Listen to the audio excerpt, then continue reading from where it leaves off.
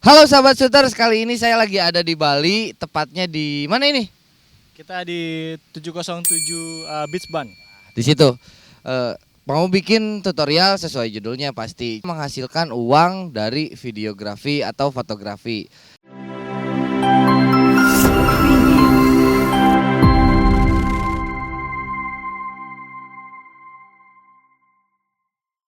Di sini saya udah ngundang teman-teman saya yang kece ini. Mereka ini adalah profesional videographer, filmmaker, bahkan ada Pak dosen juga. Wah, ya udah perkenalkan satu-satu dan kasih tahu sosial medianya juga ya.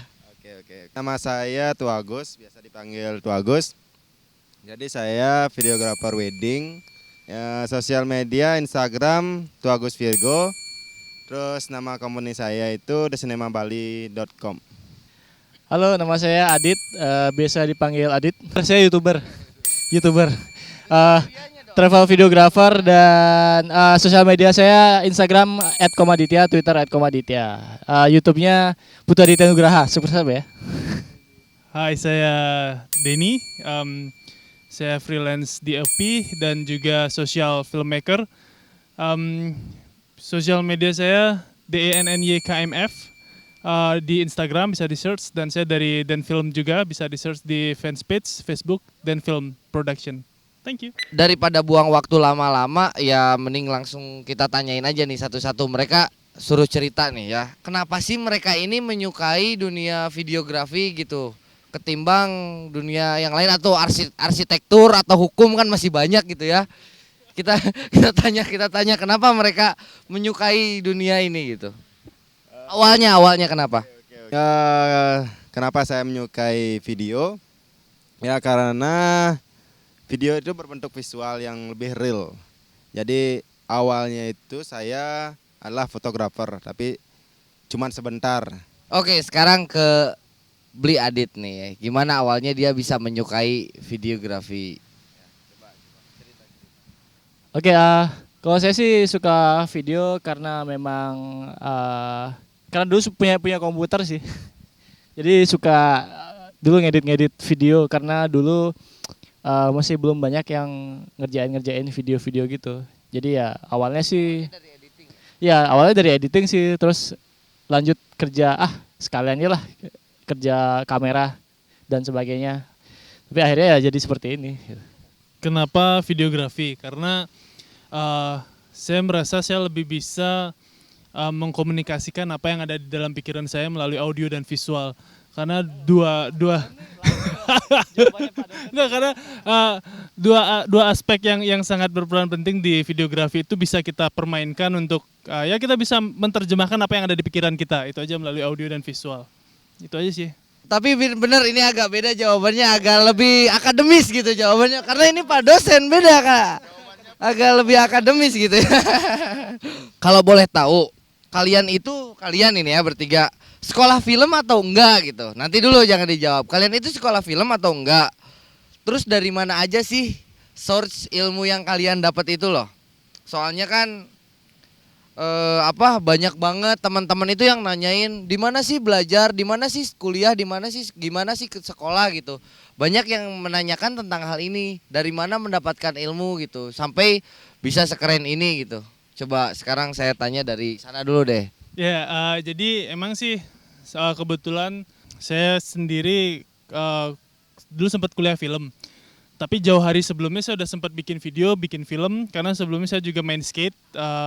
Terus penasaran gimana sih, kenapa sih kita nggak bikin video tentang skate gitu. Terus akhirnya sama teman-teman dulu beberapa tahun yang lalu kita bikin video skate, belajar, kemudian tertarik untuk mendalami tentang videografi, dan saya pun memutuskan untuk kuliah di Jogja. Jadi di sana sekitar 8 tahun merantau dan pulang ke Bali.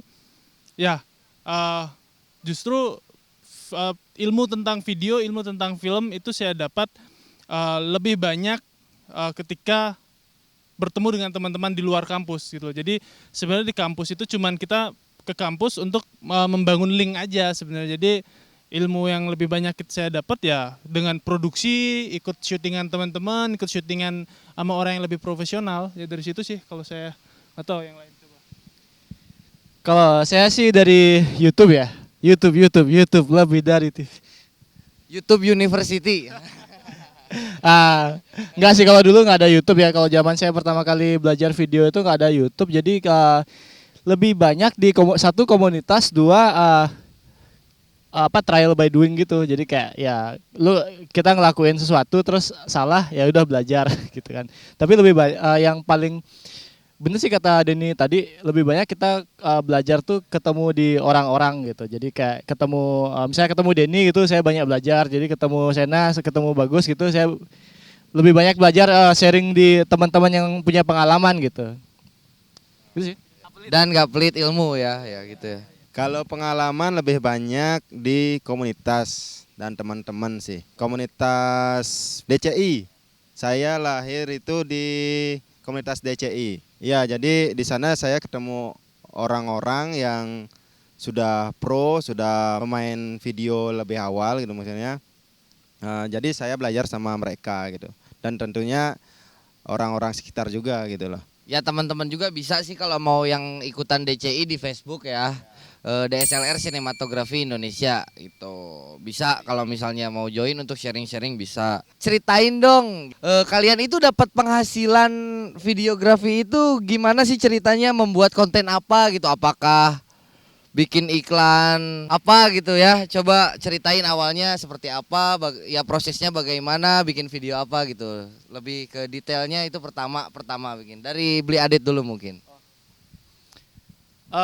Kalau saya sih pada awalnya di editing aja ya, jadi saya profesional editor. Rata-rata penghasilan saya ya dari ngedit video-video. Di pertama kali itu saya suka ngedit wedding, terus saya gabung sama TV, lalu saya sering dapat kiriman video klip dari Jakarta. Oh, oke. Jadi dulu awalnya emang dari zaman kuliah udah sering bikin film, jadi emang terjunnya di film dulu. Kemudian ketika keluar dari kampus, mulai selama di kuliah itu kita sering dapat link yang namanya link ikut syutingan orang. Dan ya emang film, kemudian ada TVC, bikin iklan juga, dan beberapa corporate juga. Cuman yang menarik adalah perbedaannya ketika kita kuliah dengan kita belajar di luar gitu misalnya, banyak teman-teman yang saya pernah diginiin sama soundman, dia stay di Bali, pernah ngomong, lu kalau mau jadi gaffer lu kudu jadi kacung dulu baru bisa lu naik jadi gaffer. Cuman masalahnya kalau dipakai perandian, kalau lu mau berenang, ketika kapal lu tenggelam, lu mau langsung loncat gitu doang, atau lu udah pernah belajar, ada kursus renang dulu, jadi belajar dulu gimana renangnya, terus ketika kapal mau tenggelam lu gampang banget berenang gitu kan. Artinya ya jangan bodoh-bodoh banget kalau mau terjun langsung ke lapangan gitu. Artinya gue di sini belajar dulu, jadi gue belajar dulu dan emang dari dulu gue pengen menjadi seorang gaffer misalnya. Terus ketika gue masuk terjun ke dunia kerja, ya otomatis gue udah langsung menempati posisi itu. Dan banyak teman-teman yang misalnya udah sekian tahun nggak kerja tapi belum bisa menempati posisi tersebut dan dia stuck di sana. Ya biasa terjadi kesenjangan sosial misalnya seperti itu. Ya biasanya itu murni banget terjadi gitu loh.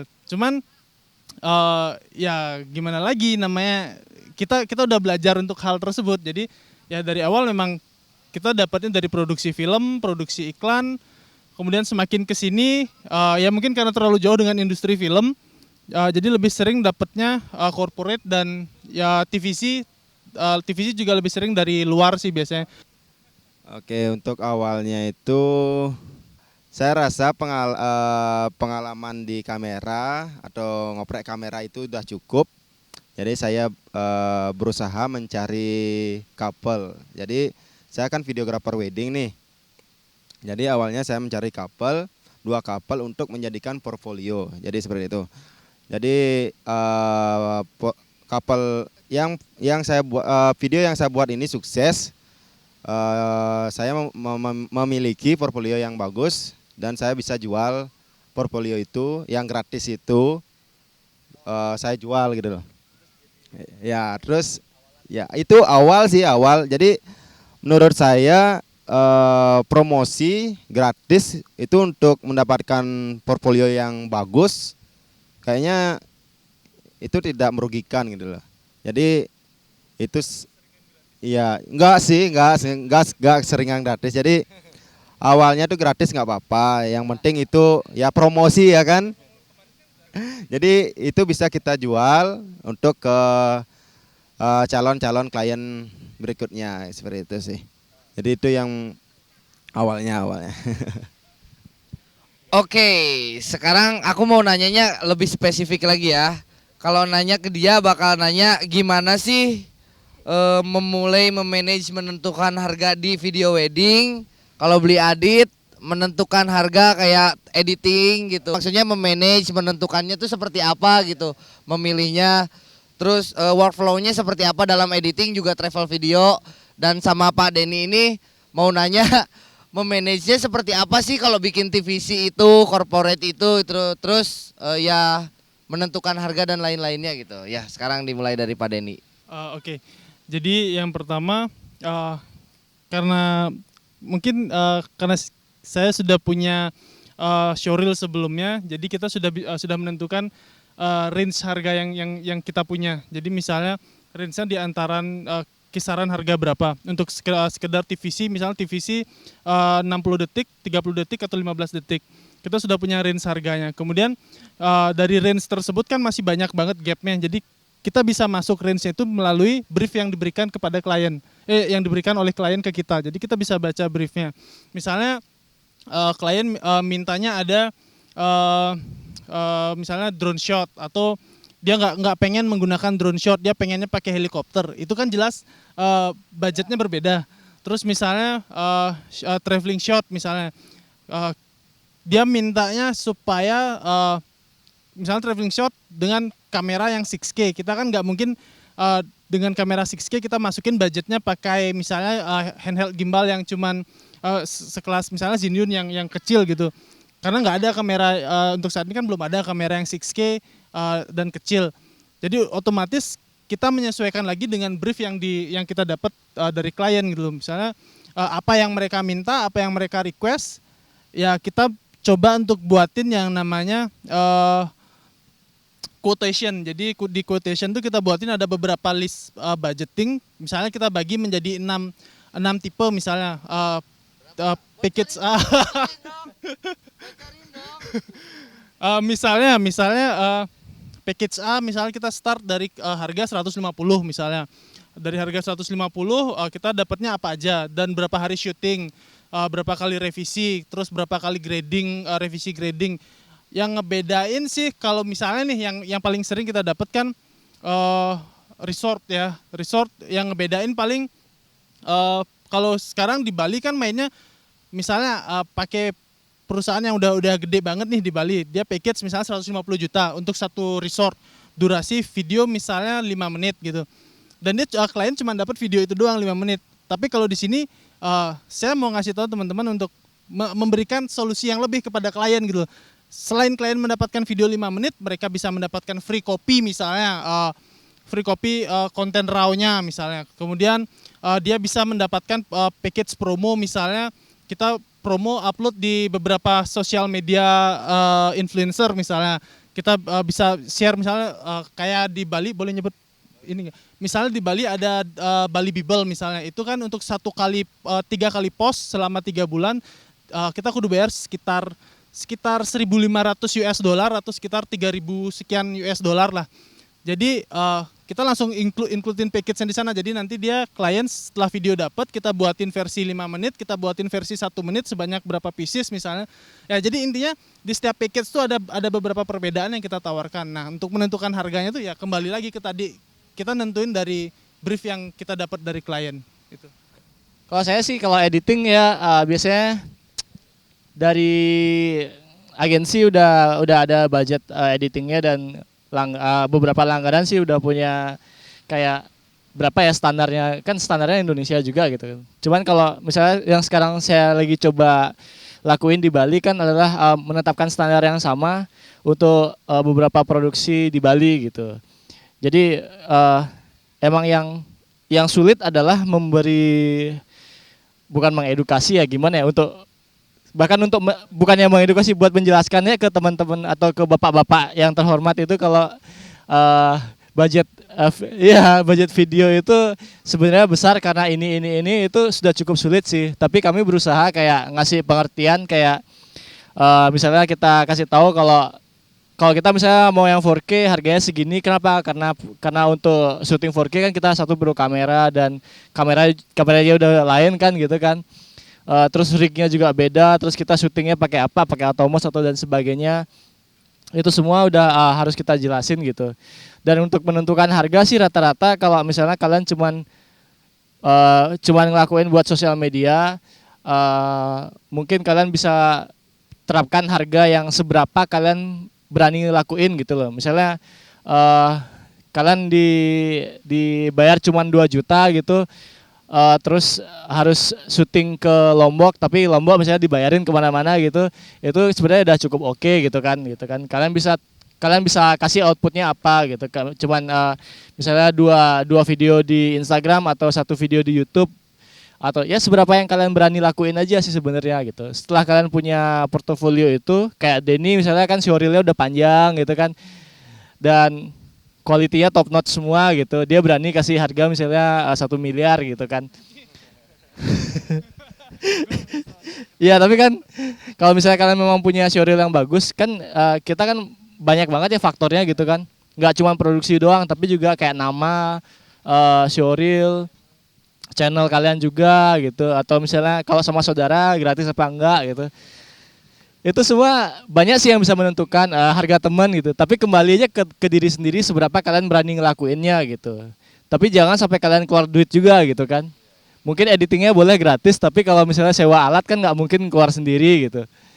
Paling kayak gitu doang sih ya. Oh ya, editing bayar listrik, paling kayak saya minta kayak 200.000 buat bayar listrik 2 hari gitu kan.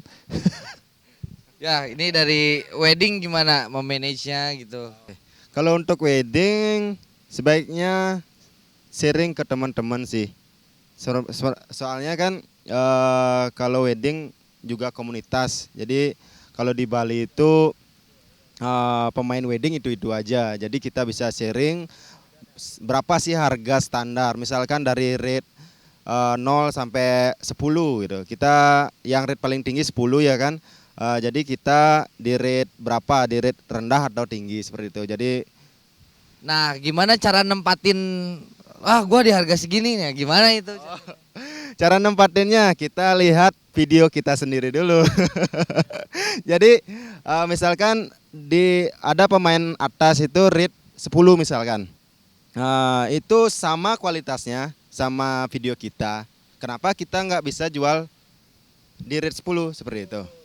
Ya kayak gitu sih, kayak gitu aja terus. Jadi misalkan kalau masih belajar, kita masih videonya masih kualitas videonya masih rendah, jadi mungkin kita di rate 1 atau 2 seperti itu. Jadi kita nggak main atas, nggak laku. Kalau dari Gears gimana nih? Menurut kalian barang apa sih yang harus dibeli dan alat apa aja yang sebaiknya kita sewa gitu kan? Kalau misalnya dari awal kita harus beli semua peralatan gitu, kayak kamera kayak gini, baru mau mulai videografi pengen beli kayak gini gitu kan, itu berat ya, cukup berat. Nah, menurut tuh tips tuh sebaiknya beli apa, yang dibeli tuh apa, yang disewa tuh apa? Coba dari Pak Denny dulu. Sebenarnya sih kembali ke kebutuhan kita masing-masing. Kita konsentrasinya mau di misalnya wedding tentu kebutuhannya akan berbeda dengan TVC. Kemudian TVC tentu akan berbeda lagi kebutuhannya dengan film. Kalau misalnya di sini sebagai contoh, misalnya saya ketika di film, apa sih yang harus kita punya gitu? Kalau di film udah pasti semuanya bisa kita sewa sebenarnya kalau di film. Cuman kan kembali lagi kepada diri kita. Yang paling sering kita pakai itu apa sih sebenarnya? Yang udah otomatis kan pasti kamera. Itu pertama. Kalau bagi saya personal sih yang harus dibeli sebenarnya pertama itu pasti itu adalah kamera. Kamera karena kita bisa belajar mengasah tentang framing segala macam itu dari situ dulu gitu loh. Terus yang lainnya saya pikir sih semuanya bisa disewa, dan apalagi di Bali khususnya banyak banget kok tempat rental. Contohnya misalnya bisa di Pondok Lensa. Di Pondok Lensa kita bisa rental di sana, equipmentnya lengkap banget gitu loh. Jadi saya pikir apalagi yang harus kita beli gitu loh kalau bisa sewa. Dan Pak Denny juga salah satu member Pondok Lensa kan? Oke, sekarang dari beli Adit, seperti apa sih yang harus dibeli, apa yang harus nggak harus ini? Oke, kalau saya sih kalau misalnya saya jadi vlogger ya otomatis tiga yang paling penting ya, satu kamera, dua mic, tiga ya tripod, Gorilla Pod gitu kan. Sisanya bisa mengikuti sih gitu. Kalau kalau kalian mau bikin kan travel, kalau saya di travel video itu kan banyak levelnya gitu kan. Jadi ada yang minta produksi yang gila-gilaan, ada drone-nya, ada shot stabil dan sebagainya gitu. Itu biasanya sih saya pada akhirnya bisa beli drone sih. Cuman wow. Saya pada akhirnya bisa beli drone sih dan akhirnya bisa beli stabilizer, tapi sebelumnya saya cuman jalan dengan kamera dan lensa kit doang gitu. Sisa lama-lama ya dari nyewa terus bisa beli lensa baru dan sebagainya. Itu semakin banyak jam terbang, semakin kalian tahu apa yang kalian butuhin gitu kan. Ya mungkin memang saya bukan bukan cuma mengangkat-ngangkat pondok lensa gitu ya, tapi tempat rental apapun memang sangat membantu kreator-kreator seperti kita ini, bener nggak? Soalnya kalau tanpa tempat rental kita nggak akan pernah kayak namanya nyobain gears terbaru, lensa termahal gitu. Wah, kadang-kadang kan kita gini loh, ada klien yang minta hasil seperti gitu, maksudnya seperti ini bagus, dan kita nggak mungkin harus pas ada kerjaan itu langsung beli alatnya gitu, nggak mungkin kan, keuntungan kita mungkin bakal habis gitu. Nah caranya adalah dengan nyewa itu sendiri, makanya yang dibeli adalah yang sering dipakai dan memang yang kebutuhan pokok aja lah istilahnya gitu. Gears itu memang salah satu yang penting pada pembuatan konten videografi, fotografi ya kan, bener nggak? Makanya kita tuh sering banget share tentang gears. Memang konten is always baking gitu, but you need a great tools gitu untuk membuat konten yang bagus gitu kan, ya gitu. Jadi ya konten yang bagus harus didukung dengan gear yang bagus juga, dan nggak selalu harus memiliki. Seperti kata pepatah, cinta tidak harus selalu memiliki, bisa sewa, tapi kalau cinta nggak bisa sewa.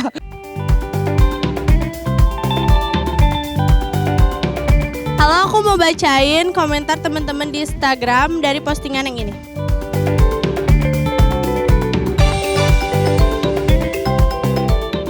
Yang pertama dari Rizkia M. Yusuf.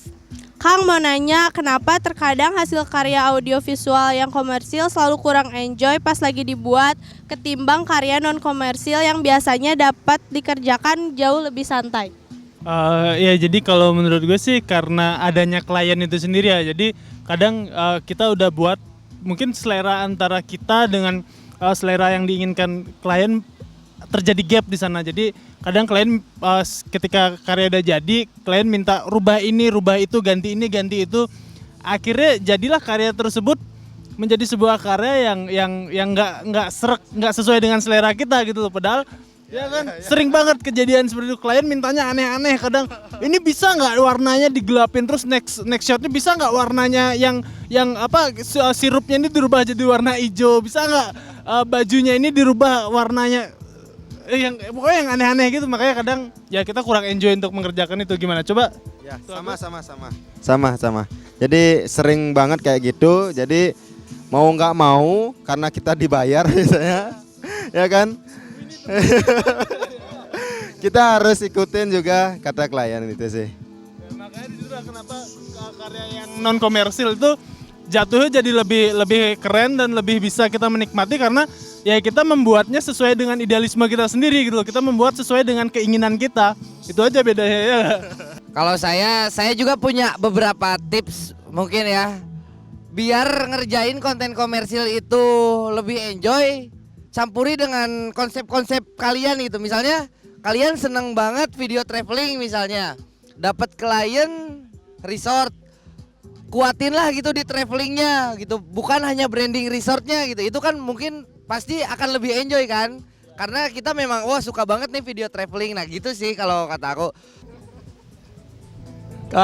Kalau saya sih biasanya sebelum kerjain itu harus ada agreementnya dulu ya gitu. apa yang mau dikerjain, terus gimana kita mau ngerjainnya gitu. Kalau saya sih biasanya ya sama kayak Sena bilang tadi, saya kasih ide-ide yang saya pengenin gitu. Jadi itu yang didiskusikan sama klien, terus ketemu gitu. Ya ketemunya juga kalau kita udah, jadi ketemunya juga 50-50-nya itu ya, jadi 50-50-nya 50 yang di klien itu dia bayar, 50-nya yang lain itu kita kerjain gitu. Ya itu disitulah ketemunya. Jadi kalau kalian sudah terima dibayar dengan segitu, ya udah kerjain aja sampai selesai gitu.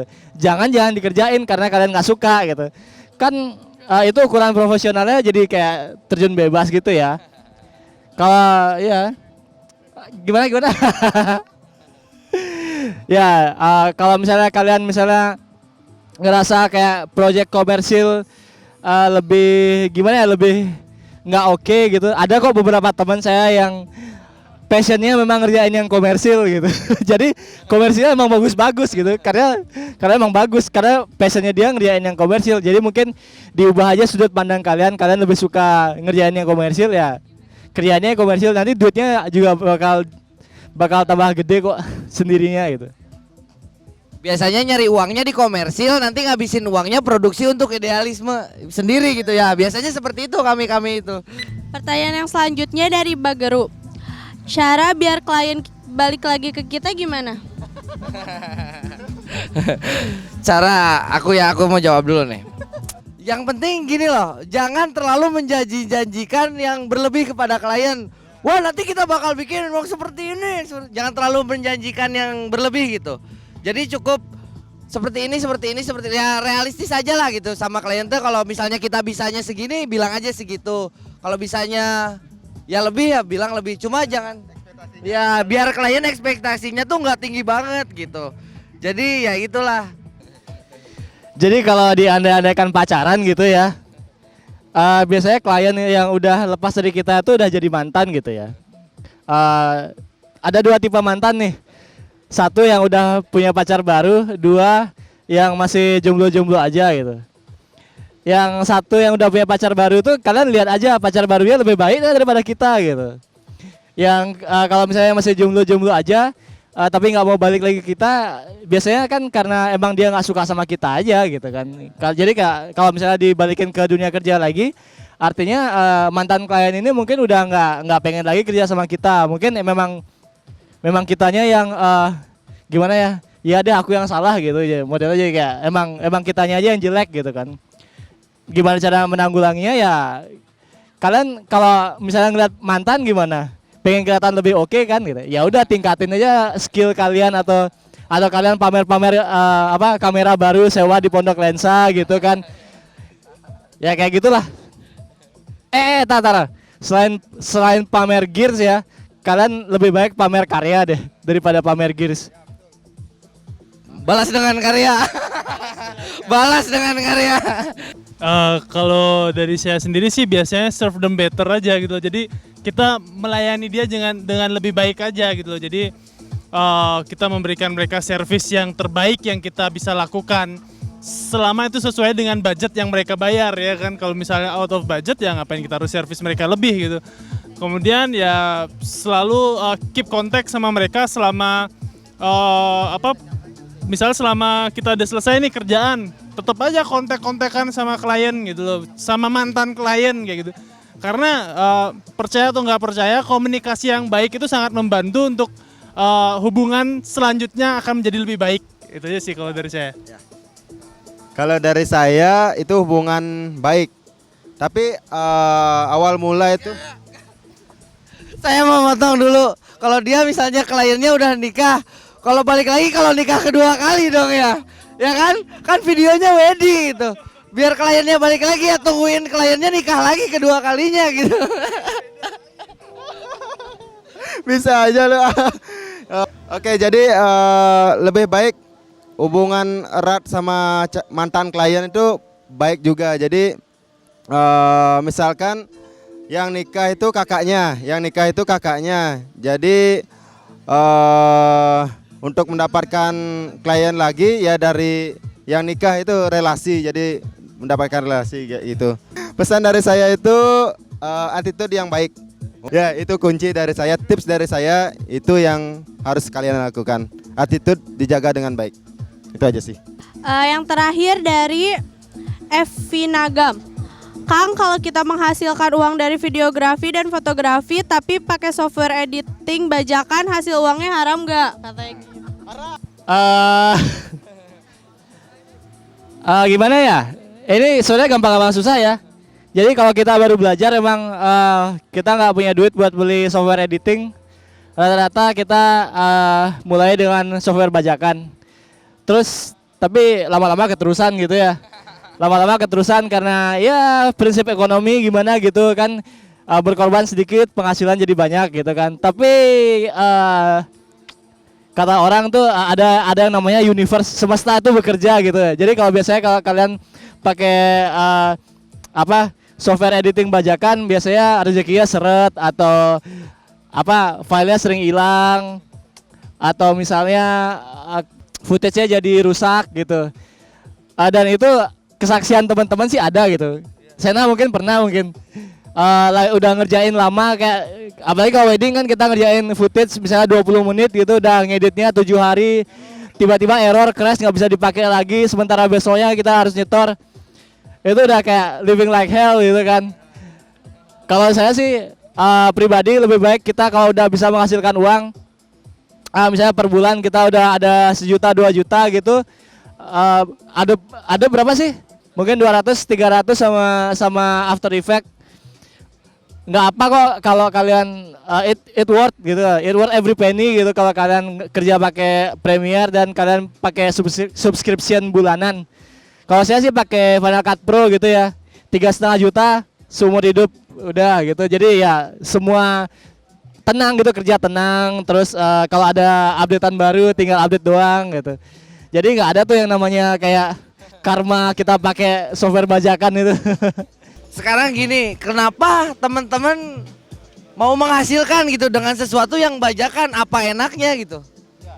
Jangan dulu mikirin haram lah gitu. Itu mah nanti aja dulu gitu. Yang realistis dulu aja lah gitu yang terjadi. Kenapa harus pakai bajakan? Apakah kalian mau gitu karya kalian disebut karya bajakan gitu kan? Udah menghasilkan, kenapa harus pakai yang bajakan sih? Lu beli kamera berapa juta gitu? Lu beli lensa, lu beli kamera berapa juta gitu. Sedangkan software yang ratusan ribu aja, kenapa nggak bisa sewa gitu kan? Kenapa nggak bisa dibeli gitu? Aneh aja ya kalau misalnya profesional mah aneh banget sih kalau untuk profesional. Iya sih sebenarnya itu agak bukan agak lagi ya, tapi itu sangat memalukan asli. Misalnya kalian terkenal dengan range harganya yang bahkan di atas ya mungkin di atas harga normal lah, misalnya nggak tahu ya harga normal berapa, tapi taunya kalian pakainya software bajakan kan, itu malu-maluin banget gitu. Kalau dari saya, hargai karya kita dihargai oleh klien kita kan. Kita juga harus menghargai orang yang membuat software tersebut gitu. Jadi saling menghargai kayak gitu. Oke. Untuk pengalaman dari saya sih, dulu saya memang software bajakan karena baru belajar ya kan. Segitu aja jawaban dari pertanyaan teman-teman di Instagram. Terima kasih. Saya juga mau share beberapa cara workflow saya pada videografi. Kalau ada teman-teman yang kepo, saya bakal kasih linknya di bawah. Jadi template workflow-nya itu seperti apa sih gitu, kuesioner dan lain-lain, budgeting, invoice. Saya bakal kasih linknya di bawah. Juga saya mau ngasih giveaway biasa 2 SDHC Extreme 16 GB 2 loh ya. Ya, ini giveaway itu salah satu yang penting. Nah, saya mau ngasih giveaway secara gratis. Caranya gampang banget. Kalian tinggal komentar di bawah sini. Pengalaman apa sih yang paling menarik bagi kalian setelah kalian itu masuk ke dunia videografi, fotografi? Nah, share pengalaman kalian di kolom komentar, pengalaman menarik, jawaban atau komentar yang paling menarik akan mendapatkan 2 memori ini, ya kan?